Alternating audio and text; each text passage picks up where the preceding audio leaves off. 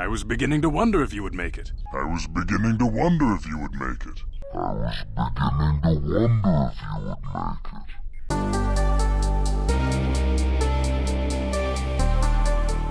Hello Reformers, and welcome back to Star Wars Knights of the Old Republic, and we have now left the Black Volcar base with the prototype engine in hand, and hopefully we're going to be able to take that back to Gadon Thek. But firstly, what we do need to do is speak to one of the inhabitants of the village down in the Undercity by the name of Rukil. I believe that's the guy's name. There is a minor gas mine that I still have not disarmed, and I probably need to do something about that thing where the game pauses on sight with these mines and things. I mean, even though it is kind of good to have that thing happen, because obviously then you have a chance to kind of see what's going on and everything, but I can just press pause anytime I think I should, so maybe that's not really necessary. But yes, otherwise we're going to try and return to the city, I was going to say. Now the village, there's some remains here. Give me that repair kit, thank you very much. And actually, I haven't gone into this door over here. I haven't. Interesting. Okay, come on, mission. Let's do this. Yes, recover this mine, please. There we go. That's what we like. Alright, yes, so hopefully we'll then be able to return the data pads that we have acquired from various places around the sewers to this Rukil fellow, and hopefully that's going to result in a little bit of extra experience for us. Okay, so there's that, and now we can go up this ladder. Or not. The exit at the top of the ladder seems to be blocked with no way to clear it. Fantastic. Oh, you must gather your party before venturing for the mission. Did you see her? Just come out from there, and it's just like, yes, okay, yes, thank you very much. I did venture forth, and now we can go back into the lower sewers. Ah, yeah, I actually thought there was going to be some cutscene playing there, but no, of course not. Alright, so we are now in the Undercity and no longer in the sewers, and hopefully I'll be able to find Rukil and speak to him and give him the data pads. Where is he going to be? Is that him over there? No, that is just another outcast child. Ah, there's Rukil. And who's that? That's Gendar, or whatever the case may be. Yes, I think so. You come from the world above. Is this the time of destiny, then? Is this a portent of the salvation of my people? Or merely another false sign to mislead us from the path? Are you the herald of prophecy, the beacon to guide us through the darkness? Or are you merely another harbinger of shattered dreams and unfulfilled promises? Watch yourself. This guy's star chart is missing a few galaxies, if you know what I mean. Speak to me, Upworlder. Tell me what fate you unleash upon us. Salvation or damnation? Speak, Upworlder, I beg you. What are you talking about, old man? A question. You are uncertain, bewildered, perplexed. Understandable, I suppose. Even after 100 years of life, I myself still become confused at times. Perhaps I can make things more clear. Some things, at least. My name is Rukil, the oldest outcast here in the village. Rukil Wrinkleskin, the children call me sometimes. I'm Xenon Ventress. What do you want from me, Rukil? Once I was honored for my wisdom, and over time the villagers fell away from the true path. Eventually there was only a single apprentice who followed me, and now she is gone too. The true path, what does that mean? No, not yet. I must be wary, careful. You may be a false savior. Dare I share my secrets with you? No, not until you prove yourself. Prove myself? How can I do that? My apprentice is lost. I sent her out into the Undercity to find... Well, I cannot tell you. Not yet. Sadly, my apprentice has not returned. Please, Upworlder, will you help an old man? Will you seek out my apprentice in the Undercity? Her name is Malia. I must know of her fate, whatever it may be. I must know what she found. Well, your apprentice is dead. I have her journal. It is as I feared, then. She joins the list of those who have given their lives in the service of our cause. But though I am saddened by this news, there is yet hope. By finding my apprentice, you have proved yourself worthy, Upworlder. You are to be the beacon on our path to salvation. You will guide us to the Promised Land. Guide you? I don't even know where the Promised Land is. You are marked, Upworlder. Even my dim old eyes can see the mantle of destiny that cloaks you. Perhaps old Rookhill knows you better than you know yourself. I am old. I have lived 100 years in the Undercity, cast down into the darkness. I know the legends and history of our people, and now you must learn it too. Very well. Tell me the history of your people. Do I want to know? I guess. The great city of Taris covers the entire surface of this planet. There is no land to grow food. Kelp harvests and the creatures of the sea are our only food source. A century ago, rising levels of toxic pollution poisoned the oceans, and famine swept the planet. The rich hoarded food for their own use, and the poor were left to starve and die. But the poor rose up against this tyranny, and civil war engulfed the planet. Millions died in the fighting, and huge sections of Taris were destroyed or abandoned. The rebellion was crushed in the end. Thousands were taken prisoner. The jails could not hold them all, and so the practice of banishing all prisoners to the Undercity was born. Is that how you came to be down here? Many brave men and women were banished here to the Undercity for their part in the rebellion. People like my father and grandfather were cast down, along with their families. What did you expect? If they could get away with it, the Teresian nobles would step their own mothers down here to make more room in the Upper City. Now we live a dark existence beneath the streets of Taris, a life devoid of all hope but one, the Promised Land. And you will be the one to show us the way to get there. The Promised Land? What's that? Legends tell of a self-sufficient colony founded just before the famine and lost during the Civil War. A paradise beneath the Undercity where droid servants tend to every need. For many years I searched for the Promised Land, just as my grandfather and father did before me. When I became old and gray, my apprentice continued the search on my behalf. I have collected many clues hinting at its location. The journal of my apprentice provides yet more information, but still, there are too many pieces missing from this puzzle. But I know my father and grandfather each had journals where they recorded their own discoveries. Perhaps, with their journals, I could at last uncover its hidden location. Well, I have all 3 journals, just as it happens. Here, take them. Can it be true?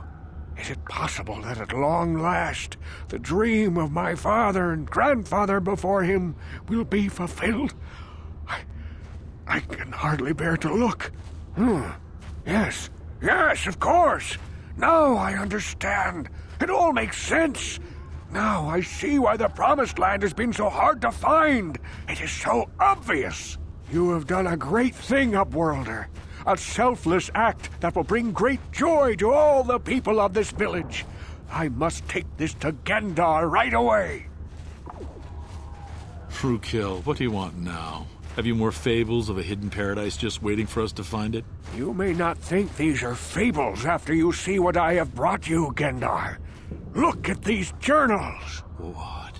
No, it can't be. Are these real, Rookhill? Is this information accurate? I swear to you everything in these journals is true, Gendar.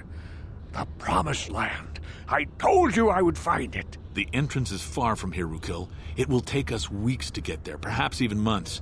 And we will have to cross many Rakghoul-infested areas. I do not deny the journey will be hard, Gendar.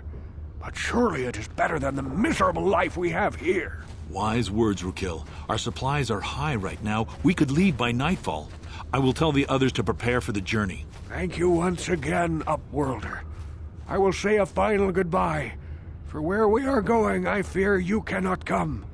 The journey to the Promised Land is long and arduous. Well, goodbye, Rukil, and good luck. We must part ways here, Upworlder. I sense your destiny is yet to be chosen, but the destiny of my people is at the end of the long journey ahead of us.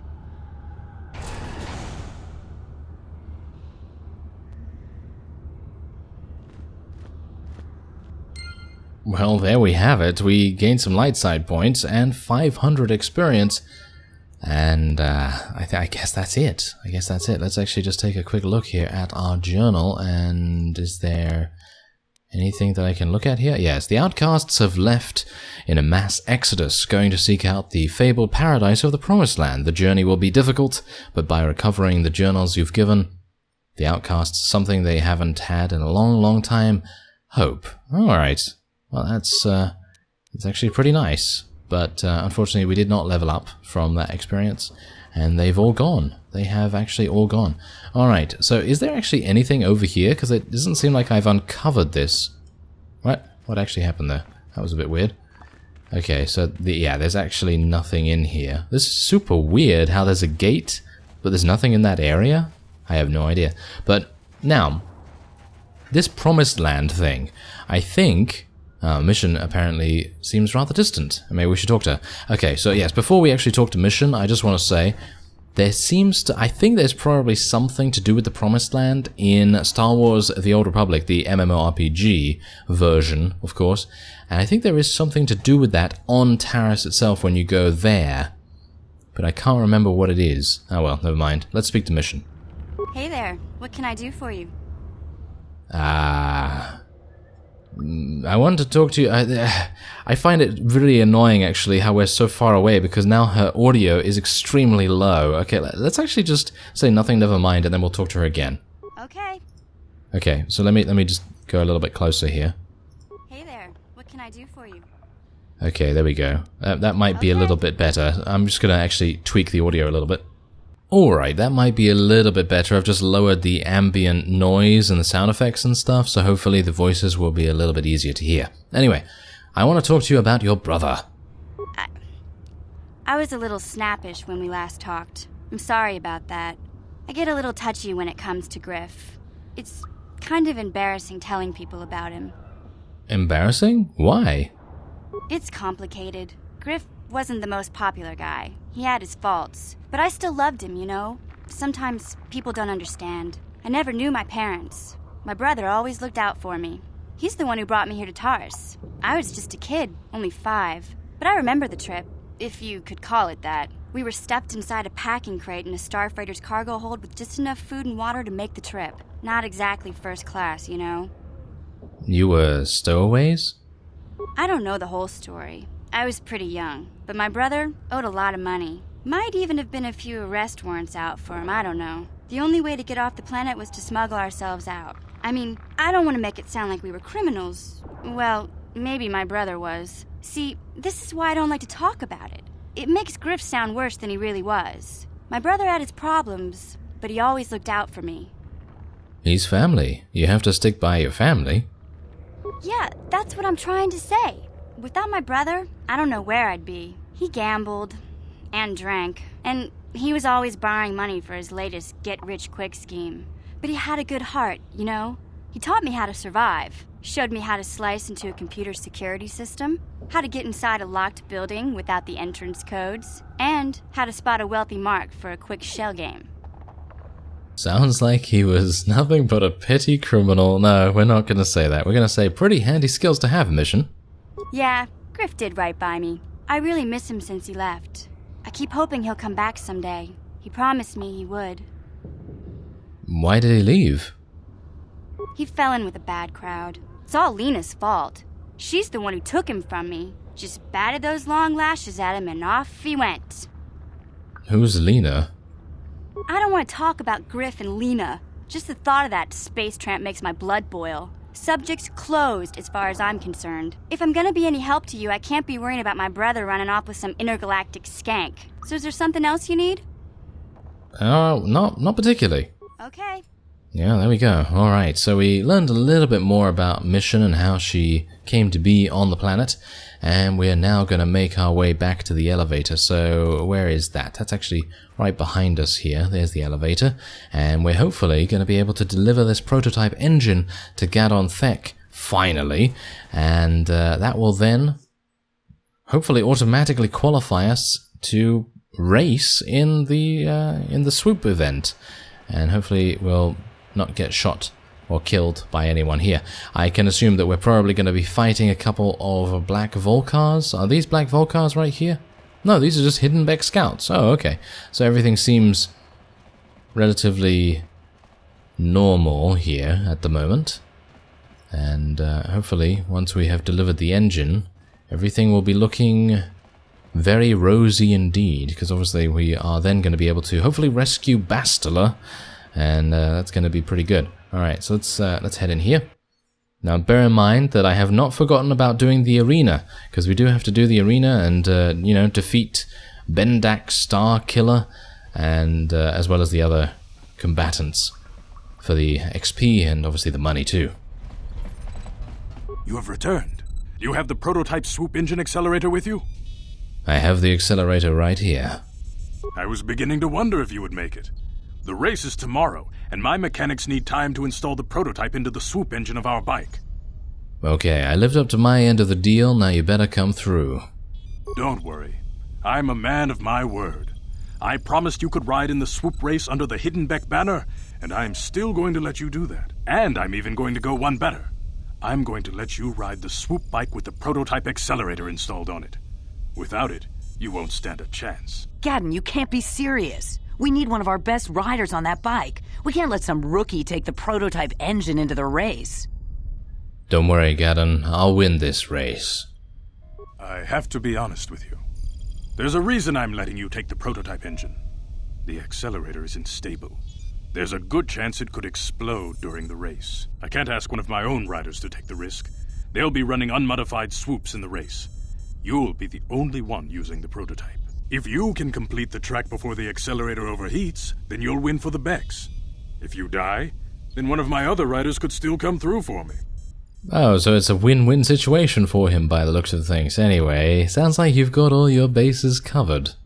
You don't get to be leader of a swoop gang if you don't know how to work all the angles. Okay, I'm ready for the race, I guess. You can stay here tonight. The mechanics need time to install the accelerator on the engine, so you won't be able to practice your riding. But I've got good instincts, and you have the look of a racer about you. Just try to relax, and in the morning we'll take you to the swoop track.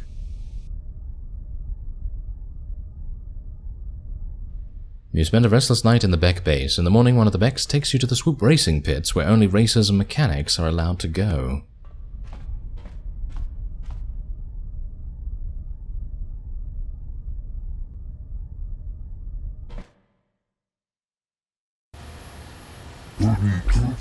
So you're the one who's going to ride this swoop bike, eh? Don't worry, I've been working on the accelerator and stability won't be a problem. I hope.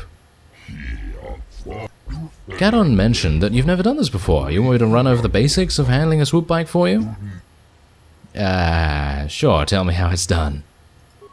It's pretty simple, really. First, try not to crash into anything. There's debris and obstacles scattered all over the course, so watch out. All swoops are equipped with dynamic deflector systems, so hitting an obstacle won't cause you to crash, but it will shake you up a bit and slow you down. The track also has accelerator panels built into its surface. If you fly over one, it'll give your swoop a boost of speed, so do try to hit them when you see them. When the engine starts running hot, you'll get a warning and you'll have to switch gears. Other than that, just try to hang on. You'll be fine. Alright. Let's start the race then, I guess. Hold on, I better explain the rules to you. Each rider goes out on the track alone. At the end of the day, whoever posted the fastest time is the winner. Normally a rider can run as many heats as they want, but I don't know how long the prototype accelerator on your swoop will hold up. No more than 4 or 5 races, I'd guess. So make your runs count. Gadon's put his trust in you. We need to win this race, or Brejik's Volcars will get a whole bunch of new recruits. If that happens, we're finished. Okay, I won't let you down. Sounds like you're ready. Go talk to the race announcer over by the counter. He'll give you the time to beat and get you out on the course. I'll be waiting for you here after the run so I can make any tweaks or repairs to your swoop in case you want to go out for another heat. Good luck, and don't worry about the prototype overheating and exploding while you're out on the track. That probably won't happen. Probably, thanks. That's great. Anyway, we're going to tackle the swoop race in the next episode. I thank you very much for watching, and I will see you next time.